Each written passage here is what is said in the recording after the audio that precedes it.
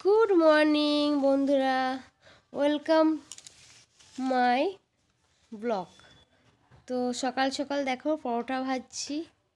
ঠান্ডার দিনে ভাত খেতে ভালো লাগে না, আর সঙ্গে তো বেগুন ভাজা আছে।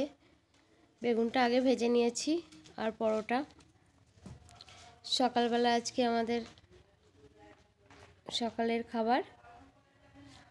তোমরা কে কে পরোটা খেতে ভালোবাসো কমেন্টে জানিও।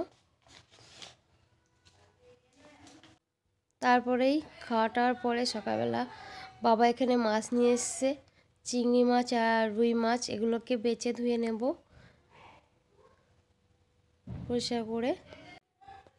আর দুপুরের খাবার রেডি হয়ে গেছে। আমি তার কাজের ফাঁকে একটুখানি অফ দিয়েছিলাম। কোথায় জল? তো দেখো এখানে চিংড়ি মাছ দিয়ে লাউ করেছে মা, আর সঙ্গে ছিল কাতলা মাছের ঝাল। ছোলার শাক ভাজা করেছিল, সেগুলো আর তোলা হয়নি। তো আজকের মতো ব্লগটা এখানেই শেষ করলাম।